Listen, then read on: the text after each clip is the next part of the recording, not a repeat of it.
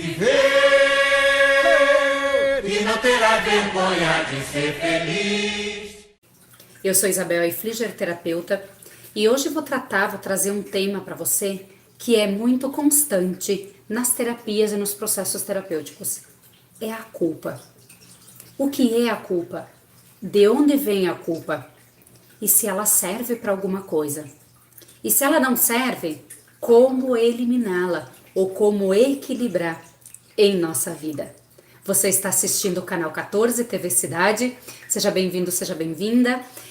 Se você é novo por aqui, todos os nossos programas têm uma palhinha no final para o seu autoconhecimento, uma ferramenta, uma entrega. É uma jornada de cura de fato. A gente tem ouvintes, pessoas que assistem, que fazem esse processo e estão nos relatando que vem sendo de fato uma jornada de cura, ou um mantra, ou uma ferramenta terapêutica que possa te ajudar efetivamente no teu dia a dia a te sentir melhor e gradativamente ir te libertando dessas travas, dessas dores da alma que vem te impedindo de ser mais feliz, de ser mais próspera, de ser mais realizado, mais realizada. Então fique conosco até o final que você vai ter essa gotinha de bálsamo para sua alma e para o nosso dia a dia. São coisas que eu aplico na minha vida, são coisas que eu aplico no meu consultório com os meus clientes e vem dando resultado para muitas pessoas. Vamos ao nosso tema então, sobre a culpa. Primeiramente, o que é a culpa? A culpa é um sentimento. É um sentimento que brota de pensamentos. Que tipos de pensamentos, Isa? Em geral, pensamentos relacionados àqueles que nós temos expectativa. Melhor dizendo, sendo mais clara, todos nós temos expectativas de muitas coisas. Nós temos expectativas sobre as nossas ações, sobre o que esperamos de nós mesmos, sobre o que nós queremos fazer hoje, como deve sair esse fazer, mas nós temos expectativas em relação aos outros, como os outros deveriam nos tratar, como as coisas deveriam acontecer aos nossos olhos, como os outros deveriam ser para conosco, para o nosso trabalho, enfim. Todos nós temos expectativas de todo tipo, inclusive expectativas que não são relacionadas a ninguém, do tipo, eu gostaria de emagrecer, ou eu gostaria de enriquecer, ou eu gostaria de conseguir aquele carro, ou eu gostaria de ter aquela casa, e muitas vezes essa expectativa não está relacionada a uma ação. Muitas vezes a gente tem só uma expectativa, mas a gente não se move, a gente não tem meta nenhuma para a gente conquistar essa expectativa, esse desejo. Aqui é um erro, né? Porque a gente acredita que vai cair do céu uma varinha mágica, um anjo, Deus vai ter piedade de nós, as coisas vão acontecer. E isso, de fato, não é real. Mas ok, todos nós trabalhamos com expectativas e gradativamente a gente vai aprendendo a usar essas expectativas ao nosso favor ou então eliminar certas expectativas que não fazem sentido, como essas relacionadas aos nossos sonhos, ok? Vamos olhar para as expectativas relacionadas aos nossos pensamentos e sentimentos. Quando nós temos expectativas, essas expectativas por si só, elas fazem brotar pensamentos e sentimentos. Geralmente, os nossos pensamentos é que fazem nascer sentimentos. Relacionados à culpa, quando nós sentimos culpa, é porque nós temos uma expectativa ou nós tivemos uma expectativa relacionada a determinada situação, ou a determinada pessoa, ou a determinada vivência, e isso não aconteceu. Então, nós tivemos uma expectativa frustrada, vamos chamar assim. E a nossa mente, muito que rápida, como tinha determinada expectativa e essa expectativa não aconteceu, a nossa mente pode ter dois caminhos. O primeiro deles é dizer, ok, tá tudo bem, não aconteceu, mas eu vou tentar de novo, tá tudo certo. O segundo caminho é o julgamento, ou mais precisamente o auto-julgamento. Relacionado à culpa, é sempre o auto-julgamento. Por quê? Pensa comigo, eu tinha uma expectativa que determinada coisa acontecesse, para essa coisa acontecer eu precisava agir de determinado modo, essa coisa não aconteceu e eu interpreto como que eu não agi de determinado modo para fazer essa coisa acontecer. Então, dentro de um processo de auto-julgamento, eu sinto culpa, eu não fiz o que eu deveria ter feito, ou eu não fui assertiva no que eu fiz, para que determinada coisa acontecesse. A culpa geralmente é relacionada com o nosso passado, as vivências do nosso passado. Ah, naquele momento eu decidi por isso e eu tive esse caminho, ou eu tive esse produto e eu queria outro produto.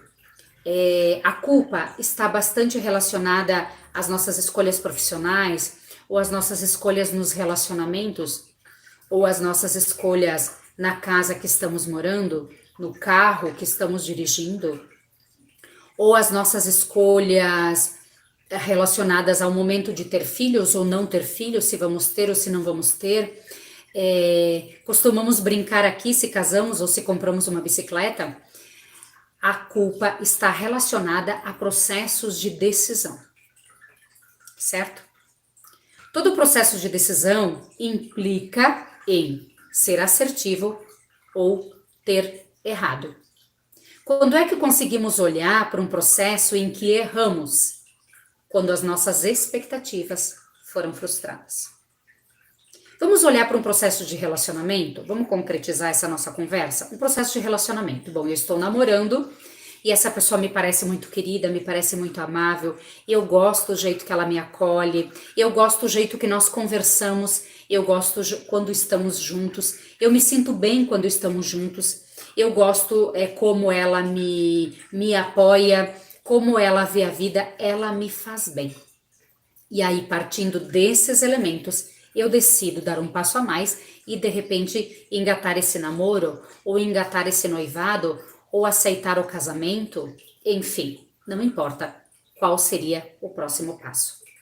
Assim é feito, partindo das experiências pressupostas, das experiências já vividas do passado.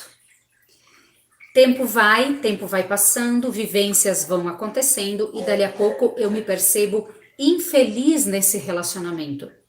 E por que eu me percebo infeliz nesse relacionamento? Eu me percebo infeliz porque o jeito que ele me acolhia era bom? Com toda certeza não. Eu me percebo infeliz nesse relacionamento porque a nossa conversa era agradável? Com toda certeza não. Eu me percebo infeliz nesse relacionamento porque ele me apoia, porque ele me apoiava? Não. É porque de alguma forma, na minha mente ou externamente, as coisas mudaram. E por que as coisas mudaram? As coisas sim podem ter mudado partindo dessa pessoa fora de mim, ok? E aí tem um bom sentido para a gente rever o relacionamento e perceber se a outra pessoa de repente também não está feliz comigo, como é que estão as coisas, porque aqui não envolve só uma decisão minha, envolve uma decisão do outro também. No que se refere ao outro, ok, precisamos conversar e ver como o outro se sente. Agora, no que compete a mim, como eu me sinto? Eu não estou me sentindo mais bem. Por que eu não estou me sentindo mais bem? Porque ele me critica? Porque eu percebo que ele não me acolhe? Porque eu percebo que ele não me aceita? Porque eu percebo que ele não é tão afetuoso e amoroso como ele se apresentava no começo? Então, tem duas situações que precisamos observar aqui. Ou no começo eu não enxergava por conta da minha expectativa, e geralmente é o que acontece. No começo, o nosso cérebro é um cérebro que foca naquilo que nós temos intenção e desejo. Geralmente ele foca naquilo que é mais prazeroso. Nesse exemplo que estou dando um relacionamento, a tendência é que ele foque, nesse primeiro momento do relacionamento, ele foque naquilo que é assertivo, naquilo que é gostoso, naquilo que é prazeroso. Então ele vai focar naquilo que é bom para mim. Nesse contexto, eu não consigo enxergar, o meu cérebro não consegue enxergar o que pode ser danoso, o que pode ser defeituoso, que com toda certeza desde o início do relacionamento estava ali. Mas eu não enxergava, porque meu cérebro fez um filtro e ele filtrou só aquilo que é prazeroso. É por isso que existe o namoro, é por isso que existe o noivado, é por isso que existe a convivência, mas nem sempre isso é possível perceber, dependendo do nosso grau de expectativa. E aí, por vezes, a expectativa é boa, mas por vezes a expectativa mascara um pouco a realidade. E a culpa vem partindo disso. Ai, por que eu não enxerguei isso antes? Ai, por que eu não tinha esse elemento de discernimento antes? Por que eu não me dei conta desse olhar antes? Por que eu não tive essa ideia antes? Por que eu não tive essa criatividade antes? Porque eu não enxerguei esse viés antes de acontecer. E muitos de nós mergulhamos numa culpa desenfreada que nos leva à ansiedade ou que nos leva à depressão profunda. A depressão tem mais a ver com a culpa, porque em geral a depressão é relacionada a situações do passado. A ansiedade, em geral, é relacionada a situações do futuro. Mas esse é tema para outra live. A culpa carregamos por não termos tido a percepção daquilo que poderia ser danoso. Nós tínhamos a expectativa que decidindo por A e não por B, determinado caminho se abrisse na nossa frente. E ali na frente, a gente percebeu que isso não aconteceu. E aí nos culpamos. Vem o auto-julgamento. Um dos elementos que trabalhamos muito, intensamente, massivamente na terapia é o auto-julgamento. E junto dele, atrelado, esse processo de culpa. Por quê? Primeiro momento. Racionalmente falando, depois que a coisa já passou, depois que o processo já passou, depois que a decisão já foi tomada, adianta ter culpa? Mas esse é um processo racional. Falei no começo do nosso vídeo, do nosso programa, que a culpa é um pensamento que se conecta, que se traduz, que se molda em sentimento e se enraiza aqui dentro da gente. E a gente vai nutrindo, alimentando essa culpa. Mas por quê? Mas por quê? Mas por quê? E a gente quer achar um porquê. Percebe como nossos pensamentos e sentimentos eles são atrelados à nossa racionalidade? A busca de porquê é a parte racional dos nossos pensamentos e sentimentos. Em muitos casos, quando encontramos uma resposta, em muitos casos, num processo terapêutico, onde o cliente, o paciente, ele encontra uma resposta para o seu porquê, a tendência é de acalentar a alma, é de aquietar a alma, ou então, numa palavra terapêutica, render-se para esse processo de vida que o paciente, por algum motivo, teve que passar. Faz sentido para você? Eu vou repetir. Em algum processo, em algum momento da vida, por algum motivo, essa vivência, o paciente teve que passar. Porque nós não somos frutos do acaso. Nós não somos frutos da sorte ou azar. Nós somos seres humanos que estamos aqui num processo de passagem para evolução, para nos melhorarmos. Portanto, tudo o que acontece conosco, tudo o que precisamos decidir e de alguma forma decidimos para A ou para B, é porque precisávamos passar, porque esse era o caminho que a alma nos conduziu para a gente evoluir, para a gente se melhorar. Olhando por esse viés, a culpa não te parece um pouco menor? Vamos para a prática? Pense em algo que te traz culpa. Algo do passado, relacionado a alguma decisão que você tomou por parceiro ou parceira, ou relacionado a uma decisão na profissão, na faculdade, no trabalho, de repente algumas propostas de trabalho e você escolheu A e não B, e de repente se deu conta ali na frente que o B teria sido mais assertivo, não sei, seria mais feliz. Pensa em algo que te traz culpa. Eu sou mãe de 2, da Raquel e do Daniel. A Raquel tem 7 e o Daniel logo vai fazer 16. Do que eu escuto de outras mães que me procuram para fazer processos terapêuticos, a culpa parece ser nata no coração da mãe. Parece que ela vem junto com o feto. Percebo que as mães sentem muita culpa. Se agem A, sentem culpa. Se agem B, sentem culpa. Se tivesse a opção C, talvez sentiria culpa. Por quê? Porque nós temos uma expectativa em relação aos nossos filhos e a gente entende na nossa mente, no nosso modelo mental, de que essa expectativa depende muito de nós. Eles vão ser felizes, eles vão ser assertivos na vida, eles vão ter sucesso, eles vão ser pessoas do bem, dependendo como nós conduzimos o crescimento, a formação da personalidade ou da consciência. De alguma forma, não deixamos de ter razão, Porém, esse percentual que talvez colocamos sobre nós de responsabilidade, talvez não seja tanto, porque nós temos responsabilidade sim, mas os nossos parceiros também têm responsabilidade, e essa criança que está se moldando também tem a sua grande responsabilidade. Por quê? Porque nós podemos dar para ela beber determinadas águas, determinados valores, a gente pode mostrar para ela um jeito de ver a vida, mas ali adiante, depois dos 16, 15, 18, não sei, ela vai escolher aquilo que ela acredita que é o melhor para ela. E aqui está o caminho mais assertivo. Um outro elemento que eu quero considerar aqui, olhando para a culpa, é esse aspecto. Bom, se eu preciso decidir por A ou por B, no momento que eu preciso decidir, eu vou usar determinados argumentos. Argumentos que tem a minha mente ou argumentos que meus pensamentos e sentimentos me trazem, certo? Naquele momento, eu tenho esses argumentos. Baseada nesses argumentos é que eu vou escolher. Eu vou fazer a minha escolha.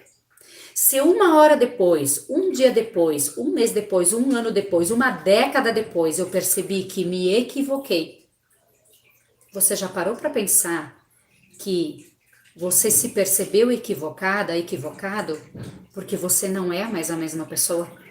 Porque você não tem mais os mesmos elementos de discernimento? Porque você cresceu, você amadureceu, você ampliou a sua consciência e por conta dessas vivências que a vida te deu, por conta dessa ampliação de consciência que você tem hoje e não mais naquela época, você tem outros elementos hoje para discernir. Então, claro, é muito simples você dizer para você mesma, para você mesmo, eu errei lá atrás. Putz, por que eu não decidi sobre tais aspectos ou sobre tais aspectos? Lá atrás você não tinha esses argumentos. Agora você tem porque a vida te deu. Agora você tem porque você viveu outras experiências. Agora você tem porque você amadureceu. Agora você tem outros argumentos porque você está infinitamente melhorado. Infinitamente melhorada. Faz sentido para você? E nesse aspecto, a culpa que você carrega dentro de você, por talvez ter errado com os seus filhos, talvez ter errado com o seu esposo, com a sua esposa, talvez ter errado no trabalho, ter escolhido na sua profissão, você se julga ter escolhido uma profissão errada porque você não se sente mais feliz agora? Olhando com esse olhar, você consegue perceber que a nossa mente, ela muda a cada instante. A neuroplasticidade nos traz essa capacidade de moldar a nossa mente a todo momento, a todo instante. Então é difícil conceber que a gente defina uma coisa lá nos 18 anos e que a gente viva essa coisa até o final da nossa vida. Pode acontecer, mas se não acontecer, está tudo bem. Ser humano. Permita-se ser humano. O que é ser humano? É a nossa capacidade ou o nosso direito de errar. Mas nem sempre é erro. É a nossa capacidade e o nosso direito de rever as nossas escolhas. E se eu percebi que a escolha que eu fiz por A não me define mais, que eu possa escolher por B. Se nos atrelamos a uma escolha lá nos 18 e precisamos viver essa escolha a vida toda, nós nos engessamos e nos impedimos de viver a nossa humanidade. Porque a nossa humanidade é perceber que eu não sou perfeita. Percebe? Ser perfeito é um canto, ser humano é outro canto, é outro aspecto. Ser perfeito é A, ser humano é Z. Se eu defino o ser humano como aquele que não pode errar, que não pode trocar, que ele precisa definir a sua vida nos 18 e viver sua vida toda, eu estou concebendo de que ele seja divino. Ou seja, ele já sabe a sua rota, ele já sabe a sua trajetória, ele já escolhe de forma definida a vida toda. Isso não é ser humano, isso é ser divino. e nós somos humanos. Percebe como a terapia nos acalenta a alma? A terapia faz toda essa caminhada de entendimento de que se eu sou humana, eu tenho o direito de errar. Se eu tenho o direito de errar, o processo de sentir culpa talvez está atrelado a esse possível erro que eu julgo ou que eu me auto-julgo, mas ele não faz sentido na nossa existência. Ele me toma força. Ele me tira a força, e é uma força que fica ali no passado, é uma força que não me traz gás e energia para o futuro, é uma força que de fato não faz sentido. Convido você nesse momento para a nossa prática então, a nossa prática terapêutica, que eu ensino para os meus clientes, para as pessoas que me procuram, claro que num processo extremamente mais acelerado e assertivo, olhando para a sua dor de fato, entendendo que dor é essa e de onde ela vem, portanto a gente consegue ser mais assertivo. Mas nessa prática do dia a dia, esse olhar positivo para dentro de você, esse olhar de que você pode, de que você consegue, de que você tem condições de criar uma nova realidade a partir de agora, se você dá os comandos certos para sua mente, para sua alma, para o seu coração, se você se entrega para essa caminhada positiva de libertação, para essa jornada de cura que nós estamos trilhando nesse programa há um bom tempo. Eu convido você, junto da música que o nosso assessor coloca, o Alan, um abraço para você, Alan, gratidão por estar sempre nos ajudando e nos servindo. Essa música maravilhosa que nos ajuda a concentrar. Convido você para que feche os seus olhos, concentre-se na sua respiração. É como que uma viagem para dentro. É como se você se desconectasse de todos os estímulos externos que muitas vezes fazem você se perder da sua essência, fazem você se julgar como culpado, culpada, menos merecedor, errado, incapaz.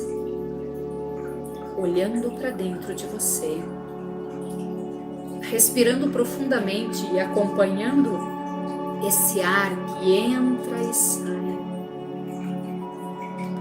Esse ar que num milésimo de segundos chega até a última das tuas células e oxigena, revigora, ressignifica, restabelece a força, a saúde, a intensidade e o desejo de viver. Inspira pelo nariz e solta pela boca. Mais uma vez, inspira pelo nariz e solta pela boca. E relaxa. Mais uma vez, inspira e solta.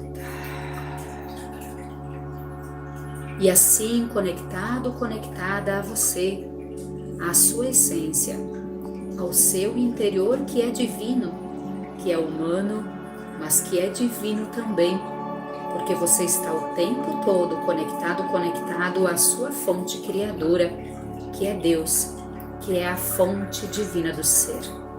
Eu convido você para que repita esse mantra a partir de agora, mas durante toda essa semana, repita esse mantra poderoso que vai te libertando aos poucos, que vai te limpando essas memórias de culpa, de expectativas frustradas e de dor que te levam a uma verdade de que você é incapaz, de que você é culpado, culpada, de que você não é merecedor, merecedora, de que você não foi bom o suficiente e de que, portanto, você não merece paz.